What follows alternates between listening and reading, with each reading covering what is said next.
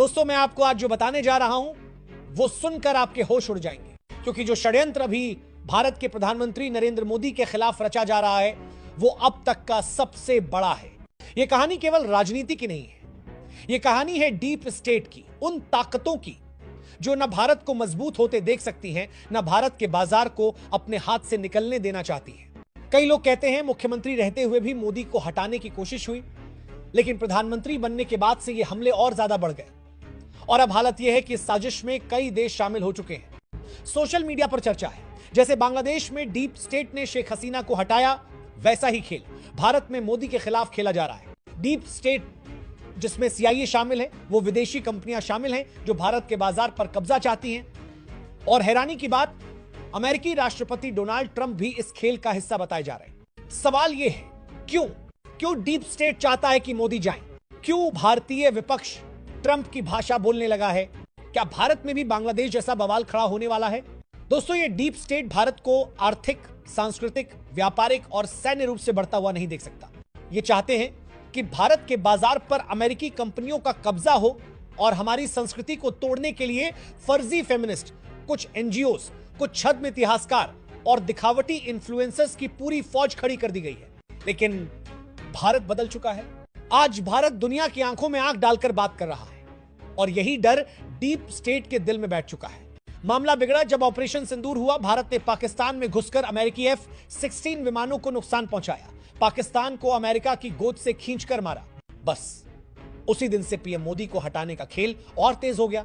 America, Pakistan, Bangladesh और भारत की कुछ विपक्षी पार्टियां सब एक लाइन में आ गए। ट्रंप के सीजफायर वाले बयान को लेकर विपक्ष ने मोदी को सरेंडर मोदी कहा, सेना के मनोबल पर हमला हुआ, यहां तक कि वोट चोरी का आरोप भी लगाने लगे। वैसा ही पैटर्न जो बांग्लादेश में शेख हसीना और पाकिस्तान में इमरान खान के खिलाफ इस्तेमाल हुआ था। और दोस्तों, ये मत भूलिए, जब इमरान खान पुतिन से मिलने गए थे उसी दिन रूस यूक्रेन युद्ध शुरू हुआ था। अमेरिका ने वहीं फैसला कर लिया था, इमरान अब प्रधानमंत्री नहीं रहेंगे।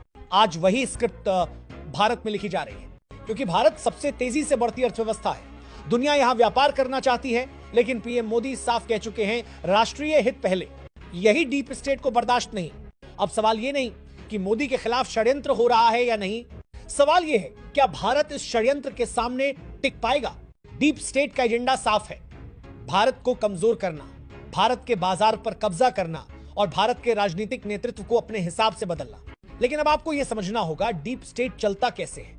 यह सीधे सीधे हमला नहीं करता, ये आपकी ही धरती पर आपकी ही राजनीति और आपके ही मीडिया को अपने हथियार की तरह इस्तेमाल करता है। सबसे पहले वो विपक्षी पार्टियों को नैरेटिव देता है, फिर इंटरनेशनल मीडिया उसी नैरेटिव को उठाकर ग्लोबल लेवल पर फैलाता है, और तीसरा सोशल मीडिया पर हजारों बॉट अकाउंट्स उस नैरेटिव को हर वक्त घुमाते हैं ताकि आपको लगे अरे सब यही बोल रहे हैं तो सच ही होगा।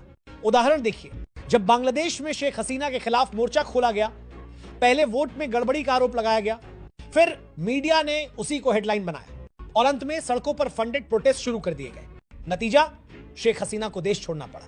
अब वही कॉपी पेस्ट स्क्रिप्ट भारत में लागू हो रही है। आपने देखा होगा, अचानक सोशल मीडिया पर वोट चोरी, डिक्टेटर जैसे हैशटैग ट्रेंड करने लगे। अचानक विदेशी पत्रकार भारत के चुनाव पर सवाल उठाने लगे। अचानक कुछ इन्फ्लुएंसर्स जो कल तक कुकिंग वीडियो बना रहे थे वो भी लोकतंत्र बचाओ पर लेक्चर देने लगे। और दोस्तों, सबसे खतरनाक हिस्सा अभी बाकी है।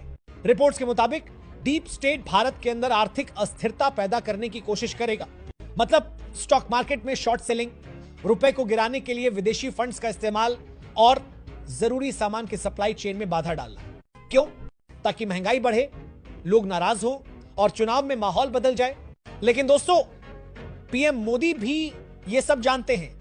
उन्होंने खुद कहा था, मैं जानता हूं कि व्यक्तिगत रूप से मुझे बड़ी कीमत चुकानी पड़ेगी, लेकिन मैं इसके लिए तैयार हूं। और अब खेल अगले लेवल पर जाने वाला है। सूत्र बताते हैं डीप स्टेट अगले 6 महीनों में भारत के खिलाफ एक मल्टी फ्रंट अटैक प्लान कर रहा है। राजनीतिक मोर्चा, आर्थिक मोर्चा, सांस्कृतिक मोर्चा और मीडिया मोर्चा सब एक साथ। सवाल है, क्या भारत इसके लिए तैयार है? और क्या हम ये लड़ाई सिर्फ दूर बैठकर देख सकते हैं या अब हमें भी मैदान में उतरना होगा?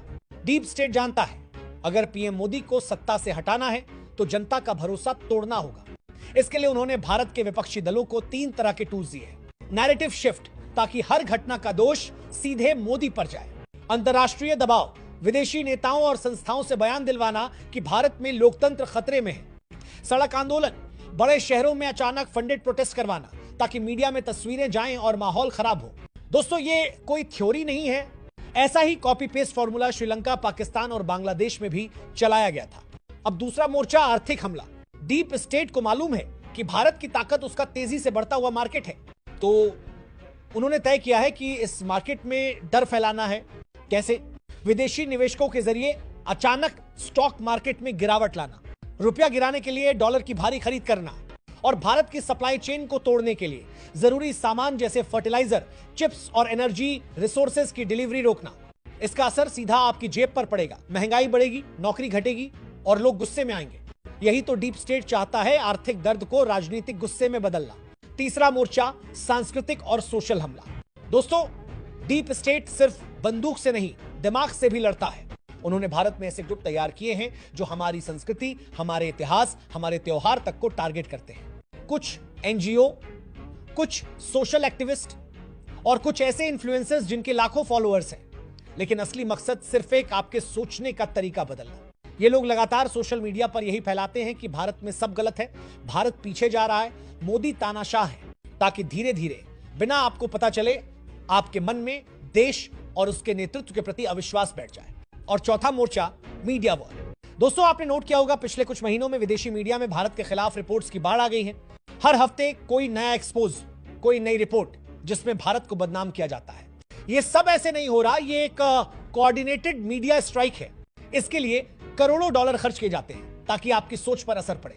अब सबसे बड़ा सवाल, कौन है ये लोग जो डीप स्टेट का नैरेटिव भारत में चला रहे हैं? सूत्रों के मुताबिक इसमें शामिल हैं कुछ बड़े पत्रकार जिनके इंटरव्यू हमेशा विदेशी चैनल्स पर दिखते हैं, कुछ थिंक टैंक के मेंबर्स जो वॉशिंगटन और लंदन के कॉन्फ्रेंस में भारत को लेकर नेगेटिव प्रेजेंटेशन देते हैं, और कुछ रिटायर्ड ब्यूरोक्रेट्स जो अपने इंटरनल नेटवर्क का इस्तेमाल करके अंतरराष्ट्रीय लॉबी को फीड करते हैं। दोस्तों, ये वही लोग हैं जिनका इस्तेमाल बांग्लादेश में शेख हसीना को गिराने के लिए किया गया था और पाकिस्तान में इमरान खान को सत्ता से हटाने के लिए भी। लेकिन फर्क यह है, भारत सिर्फ 14 करोड़ लोगों का देश नहीं है, इसके भारत 140 करोड़ लोगों का देश है। और अगर यह प्लान यहां काम कर गया तो पूरी दुनिया में डीप स्टेट का दबदबा और बढ़ जाएगा। दोस्तों, सवाल यह है, क्या हम ये लड़ाई सिर्फ देखते रहेंगे या हम तैयार रहेंगे? क्योंकि यह सिर्फ एक व्यक्ति की लड़ाई नहीं है, यह भारत के भविष्य की लड़ाई है।